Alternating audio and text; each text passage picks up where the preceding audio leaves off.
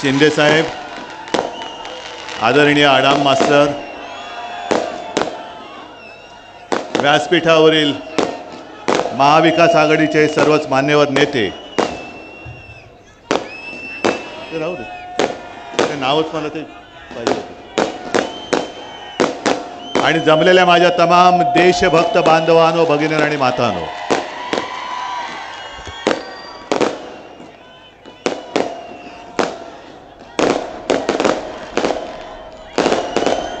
प्रणिती, तुझी 4 जूनची तयारी जोरात आहे.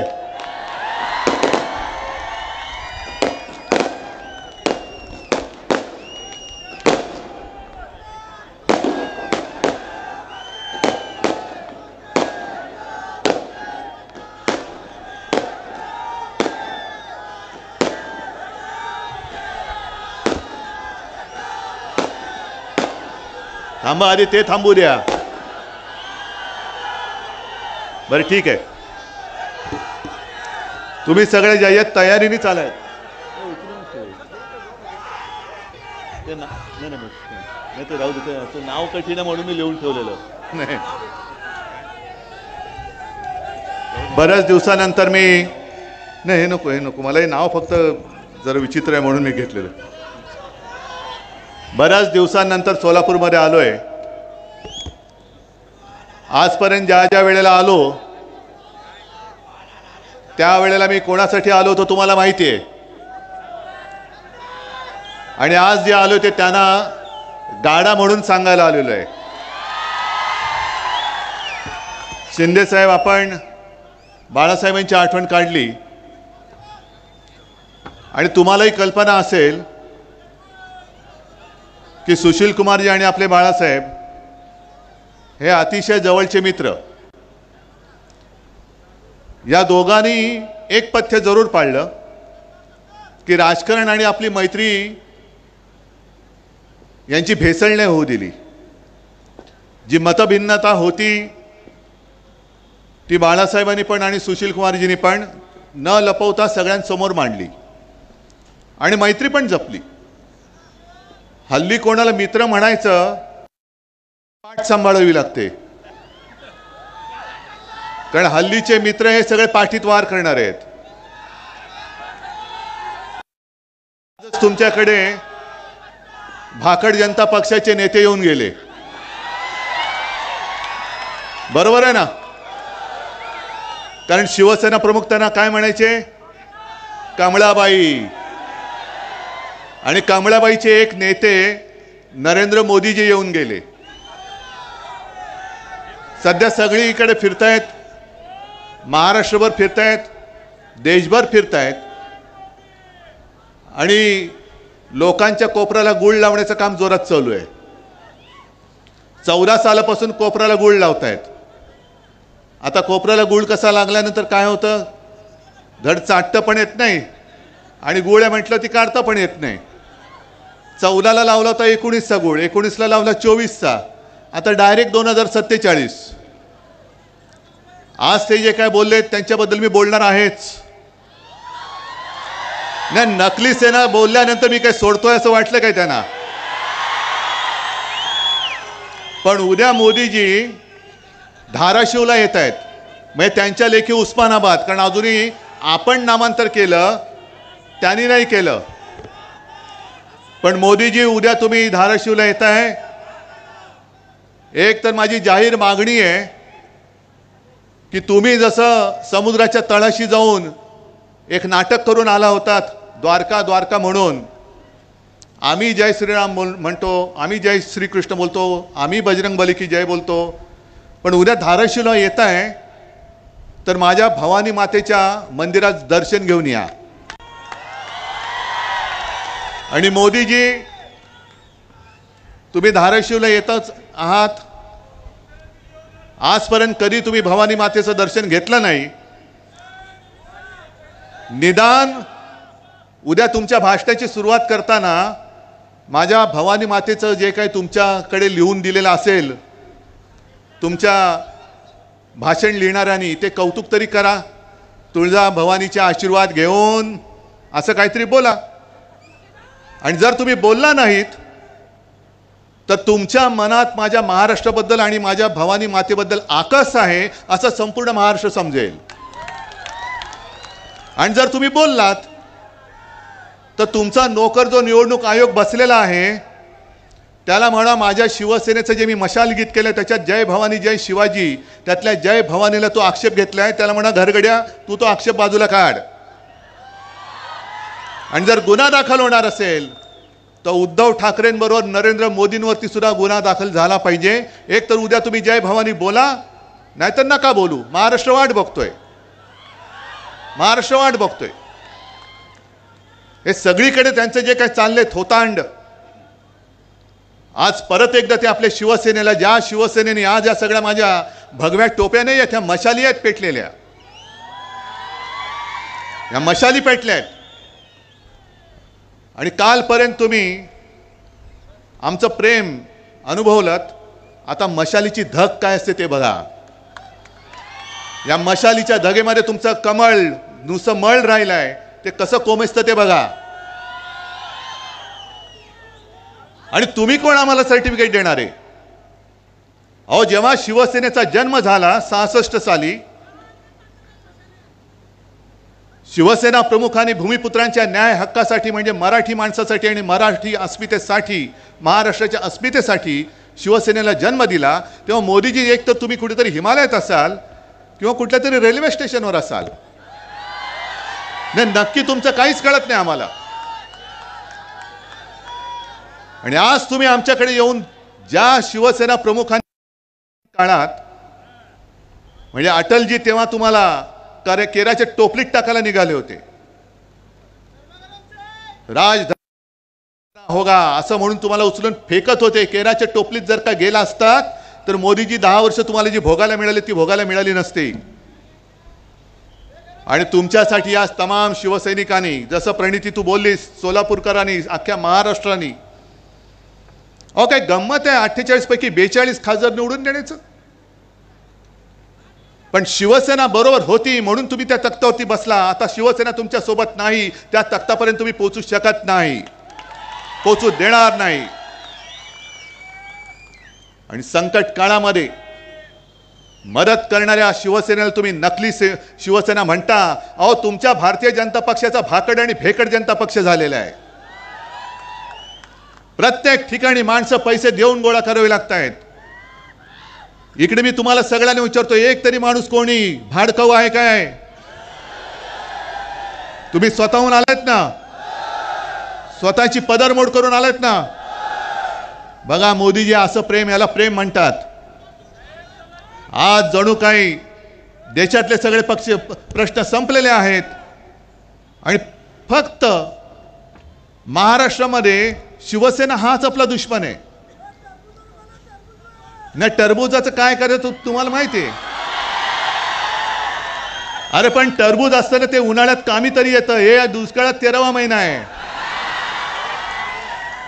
आणि टरबूज नाहीच आहे. ते दिवाळीमध्ये काय चिरडता तुम्ही? चिराट. मग आले तेव्हा टरबूज होते. आता पाव उपमुख्यमंत्री झालेत की नाही चिराट? म्हणजे होता केवढा झाला केवढा. पण असं हे सगळीकडे जे यांचं चाललेलं आहे थापेबाजीचं. अहो मोदीजी तुम्हाला ही आमची कडवट देशाभिमानी हिंदुत्ववादी शिवसेना नकोय. तुम्ही कोणाचा प्रचार करतात माहिती आहे तुम्हाला? काल रत्नागिरीमध्ये मी बोललो की 14 साली आणि 19 साली मोदीजींबद्दल आम्हालाही अभिमान होता. काय ती छाती काय ती दाढी. एक अकेला सब पे भारी. आता एक अकेला सब पे भारी आजूबाजूला भ्रष्टाचारी. कुठूनही अवदासा सुचली तुम्हाला काय कळत नाही आम्हाला. पण मुद्दामून आम्ही जरा 2 वेळा कागद पडत होता तरी सुद्धा हातात ठेवल्या करणे नाव जरा विचित्र आहे. आमच्यासारखे कडवट शिवसैनिक जे देशासाठी सुशील कुमारजी तुम्ही जे बोललात ना सर्व धर्म समभाव. शिवसेना प्रमुखांनी प्रत्येक वेळेला सांगितलं की आमचं हिंदुत्व आहे आमचं राष्ट्रीयत्व आहे. जो या देशाला आपला मानतो तो आमचा आहे. आणि अशी यांना शिवसेना नकोय. ही यांना नकली शिवसेना वाटते, पण मी तुम्हाला सगळ्यांना सांगतो, तुम्ही YouTube बघता का? मग घरी गेल्यावरती इकडे नका चालू करू, नाही तर माझं भाषण अर्धवट राहील. घरी गेल्यानंतर मुद्दामून ते रवीश कुमार म्हणून आहेत पत्रकार, त्यांनी आज एक व्हिडिओ टाकलेला आहे, भारत का सबसे बड़ा सेक्स स्कॅन्डल. बाजूच्या राज्यातला एक काय त्याचं नाव प्रज्वल रेवन्ना, मला असं वाटतं देवेगौडांचा नातू, माहिती आहे ना, आणि त्याचे कितीतरी असे पाहून ते व्हिडिओ बाहेर आलेत. आणि मोदीजी स्टेजवरनं त्यांना सांगतायत की या प्रज्वलला मत दिलं म्हणजे माझे हात बळकट होतील. हे असे तुमचे कळकट हाताचे बळकट हात, हे अशी माणसं तुम्हाला पाहिजेत? ही संस्कृती तुम्ही जपलीत? अरे अटलजींचा आत्मा तिकडे रडत असेल ढसाढसा की कोणाच्या नाकर्त्याच्या हातामध्ये आज भारतीय जनता पक्ष आहे. बरं, ही घराणेशाही त्यांना चालते. जे सेक्स स्कॅन्डल करतात मोदीजी, त्यांची घराणेशाही तुम्हाला चालते, त्यांना तुम्ही पाठिंबा देता, व्यासपीठावर घेऊन मिठ्या मारता, काय त्यांचा प्रचार तुम्ही करता. पण शिवसेना प्रमुखांची घराणेशाही ती नाही चालत तुम्हाला. अहो, आमची घराणेशाही जनता बघेल. आणि मी अनेकदा त्यांना आव्हान दिले, आज सुद्धा तुमच्या साक्षीने देतो, सोलापूरच्या साक्षीने देतो. मला अभिमान आहे माझ्या आई वडिलांचा, आणि मोदीजी मी माझ्या 7 पिढ्यांचा पूर्ण इतिहास मांडायला तयार आहे. तुम्ही तुमच्या 7 पिढ्यांचा मांडा आणि जनतेला ठरू द्या कोणती घराणेशाही पाहिजे ती. माझी तयारी आहे, चला होऊन जाऊ द्या. आज सुद्धा ते आले, कारण आता लोकांच्या मनामध्ये एक शंका, ही शंका नाहीये, हे सत्य आहे. कारण त्यांची जी 10 वर्षातली कारकीर्द बघितली, तर ती कारकीर्द बघितल्यानंतर 10 वर्ष त्यांनी जे काही केलं, आणि ते म्हणतात हा तो ट्रेलर होता, चित्रपट अजून बाकी आहे. या ट्रेलरमध्ये त्यांनी शिवसेना चोरली, गद्दारांच्या हातामध्ये दिली, हा ट्रेलर होता. म्हणजे इकडे या सभेत शेतकरी कोण आलेत का रे? आलेत ना. आता पुढचा ट्रेलर हा आमचा झाला, आता पुढचा चित्रपट तुमचा नाही झाला तर? म्हणजे जसं माझ्या शिवसेनेच्या 7/12वरती गद्दारांचं नाव लिहिलं, तसं तुमच्या 7/12वरती यांच्या सुटाबुटातल्या मित्रांचं नाव लिहिलं तर तुम्ही जाणार कुठे? आहे एक तरी यंत्रणा तुमच्या हातात राहील, तुमच्या पाठीशी राहील. आणि घटना बदलण्याचं जे काही यांचं स्वप्न आहे, म्हणून ह्यांना 400 पार करायचे होते. पण अश्वमेधाचा घोडा नव्हता यांचा, अश्वमेधाचं खेचर होतं, ते आढळलेलं आहे आता. अरे अश्वमेधाला सुद्धा घोडा लागतो रुबाबदार, हे खेचर आहेत. गाढव म्हणा, काही म्हणा, आणि त्यांचं ओझं जे वाहतात त्यांना वाटतं तो घोडा आहे. आणि यांना घटना का बदलायची? यांना घटना का बदलायची? कारण यांच्या मनामध्ये महाराष्ट्राबद्दल जो आकस आहे, म्हणून त्यांनी महाराष्ट्राची अस्मिता जपणारी शिवसेना संपवण्याचा नीच डाव करण्याचा प्रयत्न केला. जय भवानी या शब्दाला त्यांनी आक्षेप घेतला. आणि आता घटना का बदलायची माहिती आहे? ज्या महाराष्ट्राच्या सुपुत्राने डॉक्टर बाबासाहेब आंबेडकर, ज्यांना आपण महामानव म्हणतो, दैवत,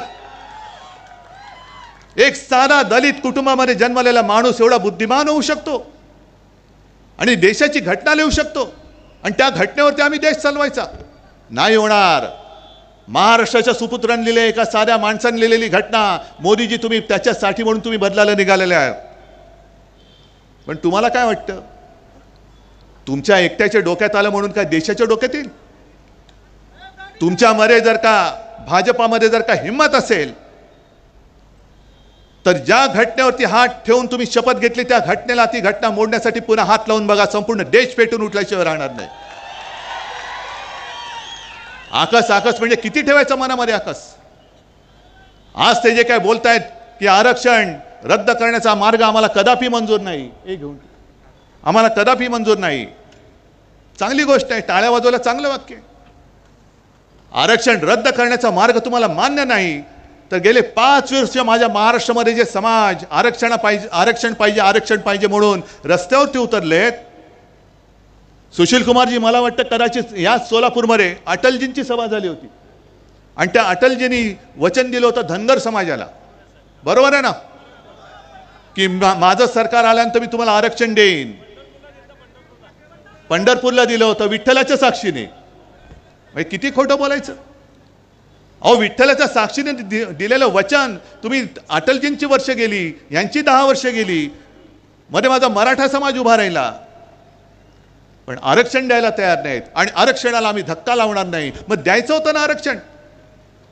आणि संपूर्णपणे हे आरक्षण देणं, 50% वरती जाऊन आरक्षण देणं हे लोकसभेच्या हातामध्ये. मी वारंवार सांगितलेलं आहे, ज्याप्रमाणे त्यांनी दिल्ली सरकारचे, दिल्ली म्हणजे केजरीवाल सरकारचे अधिकार कोर्टाने त्यांना दिल्यानंतरही तत्काळ लोकसभेमध्ये बहुमताच्या, 5वी बहुमताच्या जोरावरती तो निर्णय बदलला आणि दिल्ली सरकारचे, केजरीवाल सरकारचे अधिकार काढून घेऊन स्वतःच्या हातात घेतले. तसे माझ्या आरक्षणाच्या बाबतीचा निर्णय मोदीजी तुम्ही आजपर्यंत लोकसभेत का घेतला नाही हे उद्याच्या सभेत आम्हाला सांगा. सांगा आम्हाला उद्याच्या सभेत. आरक्षण काढणं आम्हाला मंजूर नाही. अहो आरक्षण काढण्याची हिंमत करून दाखवा तुम्ही. लोकांच्या मनामध्ये जी भीती आहे ती हीच भीती आहे की हे घटना बदलायला निघालेत.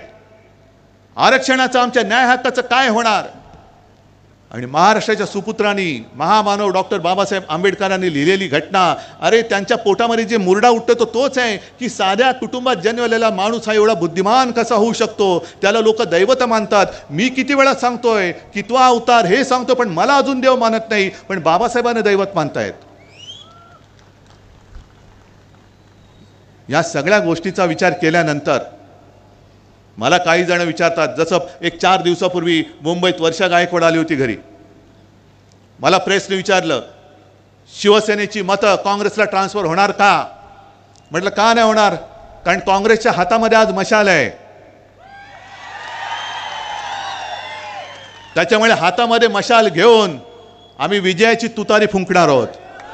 काय प्रॉब्लेम आहे तुम्हाला, काय अडचण काय.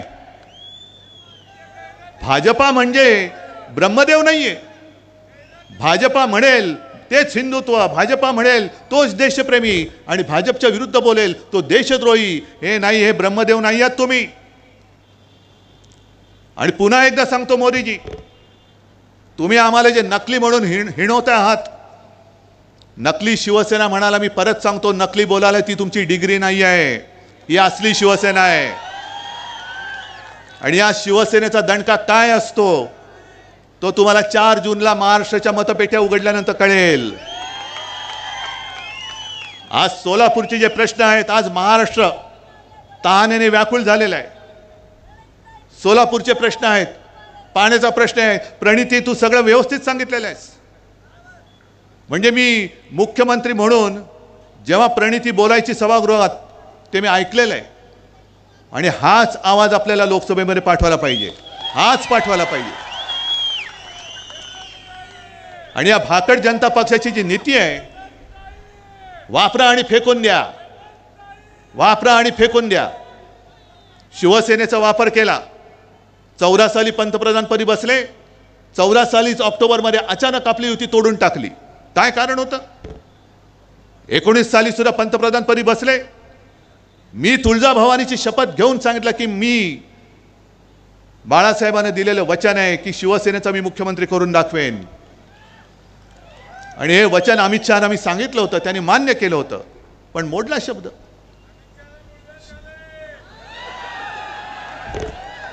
जाऊ दे बाबा, दवाखाना कुठे असेल तर तुम्हीच दाखवा. पण त्यांनी शब्द मोडला. म्हणजे वापरायचं आणि फेकून द्यायचं. आता मला सांगा, गेल्या वेळेला आपल्या इथले खासदार कोण होते हो ज्यांच्या प्रचारासाठी शिवसैनिक सुद्धा आले होते. कोण होते स्वामी. आता कुठे आहेत. गेल्या वेळेला का दिले होते, कारण त्यांच्या भक्तांची मतं पाहिजेत, बरोबर ना. आता त्या भक्तांना विचारा, हे अंधभक्त भाजपचे एवढे मातलेत की गेल्या वेळेला तुमचा वापर केला आणि दिला फेकून. बरं, प्रमाणपत्राचा जर का प्रश्न असेल तर अमरावतीमधला प्रमाणपत्राचा प्रश्न कसा सोडवलात. तसा तुम्ही स्वामींचा का नाही सोडवलात. अरे स्वामी होते ना, स्वामी आहेत ना, हिंदुत्ववादी आहेत ना, मग सोडवायचा होता ना प्रश्न, का नाही सोडवलात तुम्ही.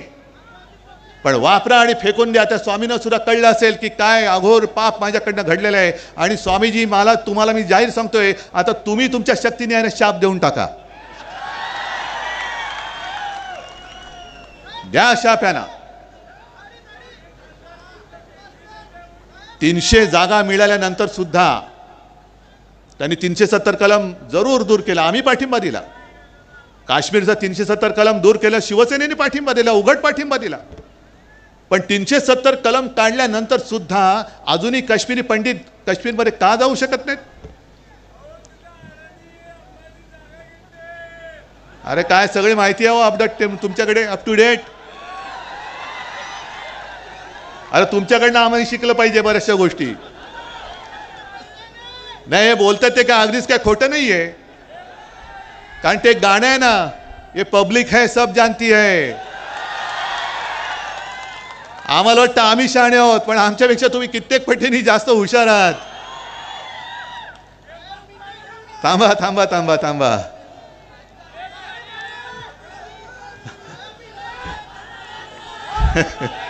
तुम्ही असं मध्ये बोललात तर मला पण हसायला येतं मग. बरं ठीक आहे, तुम्हाला मगाशी तुम्ही कोणावरती बोललात? काय ते टरबूज म्हणजे कोण? म्हणजे कोण? अरे म्हणजे मध्ये मी त्याला फडतूस बोललेले ते. आता नाही मी बोलत आहे, नाही तर सांगतील पुन्हा फडतूस बोलले. मी त्याला फडतूस बोललो होतो, आता बोलत नाही. मी त्याला कलंक पण बोललो होतो, पण आता बोलत नाही, कारण त्याला फार वाईट वाटतं ते. त्यांनी परवा एक आमच्या इकडे विनोद केला रायगडमध्ये. ते म्हणाले बाकीची कामं सोडून द्या, म्हणजे कामं नाही केली मोदींनी, हे त्यांनी स्वतः सांगितलं. पण निदान मोदीजींनी करोना काळात आपल्याला लस दिली म्हणून आपण जिवंत राहिलो. म्हणजे जे काय संशोधक आहेत ते काय गवत उपटत बसले होते? मोदी एवढे सगळं ब्रह्मांड त्यांना माहिती आहे, मोदीजींनी लस बनवली. आम्हाला अभिमान आहे की लस जी बनली ती माझ्या महाराष्ट्रामधल्या पुण्यामध्ये बनलेली आहे, पुनावालांनी बनवलेली आहे, आणि तिथून मोदीजींनी तिकडनं घेतली. पण मोदीजींनी जरी लस दिली असली तरी मोदीजींनी लस ती अशी काय हवेत नाही सोडली. खेड्यापाड्यामध्ये महाराष्ट्र सरकारने शासन यंत्रणा वापरून प्रत्येकाला लसीकरण केलं होतं. महाराष्ट्र सरकारच्या यंत्रणेचं कौतुक केलं पाहिजे तुम्ही. आणि महाराष्ट्र कसा वाचला माहितीये? करोना काळामध्ये देशात नंबर 1चा मुख्यमंत्री म्हणून माझा उल्लेख झाला होता. पण तो नंबर 1 माझा नव्हता, नंबर 1 तुमचा होता. कारण मी जे जे तुम्हाला सांगितलं ते ते तुम्ही ऐकलत ना. म्हणजे खरं लोकांना वाटत होतं हे बोलतायत कठीण आहे, कसं काय लोक ऐकणार. तोंडाला मास्क लावा, घरी पडू नका, 2 हात दूर राहा. मी जे जे सांगितलं ते तुम्ही ऐकलत, म्हणून आणि म्हणून महाराष्ट्र वाचला. मोदीजी तुमची लस नंतर, तुम्ही लस दिलीच नाही. लस माझ्या महाराष्ट्रामध्ये बनली. पण ती लस मिळवण्यासाठी सुद्धा महाराष्ट्र सरकारला केंद्राकडे किती विनवण्या करायला लागल्या. आधी लोकांना जमवायचं, जमवल्यानंतर लक्षात यायचं की अमुक एका केंद्रावरती एवढी लोक आलेत पण तेवढा लसचा पुरवठाच होत नाहीये. मग केंद्राला सांगितलं, केंद्र सांगायचं थांबा जरा, आधी आम्हाला इकडे देऊ द्या, आधी आम्हाला तिकडे देऊ द्या.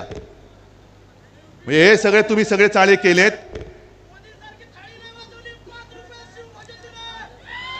सगळं माहिती आहे तुम्हाला. बरं जाऊ रे, करोनाचा विषय तुम्हाला माहिती आहे. मला सांगा 10 वर्षामध्ये खरंच प्रामाणिकपणे हात वर करून सांगायचं किती जणांच्या खात्यात 15 लाख रुपये आलेत? एकाने तरी हात वर करून सांगायचं. आलेत? नाही आले. कोण देणार होतं बोलले? मोदी. आणि भाजपच्या खात्यात किती आले? निवडणूक रोख्यातून किती आले? मोजायच्या पलीकडे आहेत, 8-10 हजार कोटी. मग आजचे दिन कोणाचे आले? आणि पुन्हा आणखीन देणार परत त्यांना मत. आता आणखीन एक गोष्ट सांगतो, निवडणूक रोख्यांचा घोटाळा हा जगातला सगळ्यात मोठा घोटाळा आहे असं कोण बोललं तुम्हाला माहिती आहे? निर्मला सीतारामन ज्या अर्थमंत्री होत्या त्यांचे पती प्रभाकर, परकला प्रभाकर, त्यांनी सांगितलं की निवडणूक रोखे हा जगातला सगळ्यात मोठा घोटाळा आहे आणि त्यांनीच त्याला नाव दिलंय मोदी गेट. मोदीजी तुमच्या मंत्र्यांचे पती बोलतायत, आता पाठवा ना ईडी त्यांच्याकडे, पाठवा ना त्यांना तुरुंगामध्ये. आणि त्याच्या पलीकडे जाऊन सांगतो, जर कोर्टाने हा घोटाळा उघड केला नसता, आणखीन 10,000 कोटीचे रोखे छापून तयार ठेवले होते, आणखीन देश लुटायला यांनी तयार ठेवला होता. कोरोना काळामध्ये पीएम केअर फंडाच्या नावाने जो लाखो करोड रुपयांचा घोटाळा केला तो वेगळाच आहे, तो वेगळाच आहे, त्याच्याबद्दल कोणी विचारायचं नाही. हा म्हणे प्रायव्हेट फंड आहे, प्रायव्हेट म्हणजे काय, पीएम म्हणजे कोण? आणि उद्या पंतप्रधान मोदी नसणार आहेत, मग तो फंड कोणाकडे जाणार आहे? आणि प्रणिती, तू जे काय बोललीस की इथल्या शहरातल्या लोकांना सुद्धा इन्कम टॅक्स, सीबीआय, एक 4 जून पर्यंत थांबा, हे सगळ्यांचं आपल्या हातामध्ये येणार आहे. 4 जून पर्यंत थांबा. आणि हातात येणारे नाही, तुम्ही सांगायला पाहिजे की आम्ही हातात घेणार आहोत. जर मी तुम्हाला आज सांगितलं की कधीतरी या भारतीय जनता पक्षाचे फक्त जे 2 खासदार होते, कोणाला तरी स्वप्नात वाटलं होतं 300 खासदार येतील, 300 खासदार येतील वाटलं होतं? मग 2चे 300 होऊ शकतात, हे कोणी केले? तुम्ही, आम्ही आणि जनतेने केले. मग जे 2चे 300 करू शकतात, ते 300चे पुन्हा 2 नाही करू शकत? आणि 2 खासदार तर आलेच पाहिजेत, 2 खासदार तर आलेच पाहिजेत. कोण 2? हे जे 2 फिरतायत दादागिरी करत, हेच 2 आले पाहिजेत. आणि त्यांच्यासमोर सुशील कुमारजी, संपूर्ण आपलं इंडिया आघाडीचं सरकार बसलं पाहिजे. तमाम जे काय खासदार असतील, काय असतील 500 550, त्यातले 2 वजा करा आणि बाकी संपूर्ण इंडिया आघाडीचे खासदार आले पाहिजेत. पण आजपर्यंत आम्हाला असं जे वाटत होतं की देशाला जर का मजबूत करायचं असेल तर एका हाती सरकार पाहिजे. पण एका हाती सरकार दिल्यानंतर आज जो काय अनुभव येतोय, आता एका पक्षाचं सरकार चालणार नाही, एका व्यक्तीचं तर मुळीच चालणार नाही. कारण एका व्यक्तीच्या हातामध्ये जर का सगळा देश दिला, तर आजच जो हुकुमशाह बनलाय तो उद्या जुलमी हुकुमशाह होईल. तुम्ही आमच्यावरती जे टीका करता की इंडिया आघाडीचे जे चाललंय की दरवर्षी पंतप्रधान बदलायचा, अहो दरवर्षी पंतप्रधान बदलायचा, हे तुम्हाला कोणी सांगितलं? बरं, बदलायचे की नाही बदलायचे ते आम्ही ठरवू ना. पण पुढची 50 वर्ष मीच एकटा पंतप्रधान पाहिजे, मैं और मेरा परिवार, म्हणजे मी आणि माझी खुर्ची, बाकी कोणीच परिवारामध्ये नाही. ही एकाधिकारशाही आम्ही या देशात चालू देणार नाही, अजिबात चालू देणार नाही. आणि आम्हाला देशामध्ये सरकार पाहिजे, होय मजबूत सरकार पाहिजे, पण देशातल्या सर्व राज्यांचा मान ठेवून, एकत्रितपणे सगळ्यांना घेऊन, सबका साथ सबका विकास, सबका साथ आणि दोस्तों का विकास करणारं सरकार नको आहे, सबका विकास करणारं सरकार पाहिजे. जसं अटलजींनी चालवलं होतं सरकार, नरसिंहराव त्यांनी चालवलं होतं, मनमोहनजींनी चालवलं होतं, सगळे होतं ना. एनडीए, तेव्हा एनडीए होता, त्याच्यानंतर मला वाटतं यूपीए होता. सुशील कुमारजी तुम्ही गृहमंत्री होतात, तेव्हाही सरकार चाललेलं होतं. मग सगळ्यांचं मिश्र सरकार हे उत्तम देश चालू शकत असेल तर आज देशाला मला असं वाटतं अशा संमिश्र सरकारची गरज आहे, हुकुमशाहीची गरज नाही आहे. नको आहे आम्हाला हुकुमशाह. नाही, त्याची तर तुम्हीच हजामत करणार, मी कशाला घेऊ? मी चोरांवरती बोलत नाही, गद्दारांवरती बोलत नाही, ज्यांना दिल्लीवरनं चाव्या दिल्या जातात त्यांच्यावरती तर अजिबात बोलत नाही. पण आता तुम्ही सगळ्यांनी मला जरा जोशात सांगायला पाहिजे. मी मुद्दाम म्हणून आलोय प्रणितीला, मला माहिती नाही मी किती तिच्यापेक्षा मोठा आहे वयाने. सुशील कुमारजी मला आशीर्वाद देतात, पण प्रणिती, मी तुला वयाच्या याने आशीर्वाद द्यायला आलोय, हो आशीर्वाद द्यायला आलोय. प्रणिती, तुला मी तुझा मोठा भाऊ म्हणून शुभेच्छा द्यायला आलोय, हो तुला शुभेच्छा द्यायला आलेलो आहे. आणि हे सगळे माझे, तुझे सगळ्यांचे मोठे भाऊ, छोटे भाऊ, बहिणी, माता भगिनी इकडे बसलेले आहेत, हे सगळे इकडे तुला आशीर्वाद द्यायला आलेले आहेत. आणि आशीर्वाद नुसते शाब्दिक नकोय. हे जे काय मला माहित नाही उमेदवार समोरचा कोण आहे, बाहेरून पार्सल आणले म्हणतात. म्हणजे सगळं काही इकडनं जे बाहेर नेत आहेत, महाराष्ट्राचे उद्योग बाहेर नेत आहेत, पण कांद्यावरती निर्यात बंदी अजून आहे. तशी आता ही इथली जे काही बाहेरनं आलेले उमेदवार आहेत त्यांची निर्यात करून टाका, परत देऊन टाका. त्याच्यानंतर जे बाहेरची पार्सल जी येतात इकडे ना, त्यांना सांगा इकडे सोलापूरकर समर्थ आहेत, सोलापूरचा जो माणूस आहे तो अस्सल सोलापूरकरालाच यावेळेला निवडून देणार. आणि सुशील कुमारजी, तुमची कारकीर्द, तुमच्यावरती प्रेम करणारे असंख्य इकडे सोलापूरकर आहेत. आडाम मास्तर इकडे आलेले आहेत. मला आत्ता मगाशी भैया देशमुख भेटले, ते सुद्धा पाठिंबा द्यायला आलेले आहेत. सगळेच सोबत आलेले आहेत. राष्ट्रवादी आहे, आप आहे, सगळेजण एकत्र आल्यानंतर मला प्रणितीचा विजय नुसता साधा सुद्धा नकोय. तुम्ही मला हात वर करून सांगायला पाहिजे की समोरच्याचं डिपॉझिट जप्त करून आम्ही प्रणितीला विजय करून देणार. आहे ठरलं सगळ्यांचं? नक्की. मग विजयाच्या सभेला येऊ. चला, माझं वचन आहे, विजय झाल्यानंतर सुद्धा मी तुमच्या दर्शनाला आल्याशिवाय राहणार नाही. पण तत्पूर्वी प्रणितीला विक्रमी मताधिक्याने निवडून द्यायचं काम, ते पुण्य काम तुम्ही कराल ही खात्री बाळगतो आणि आपली रजा घेतो. जय हिंद, जय महाराष्ट्र.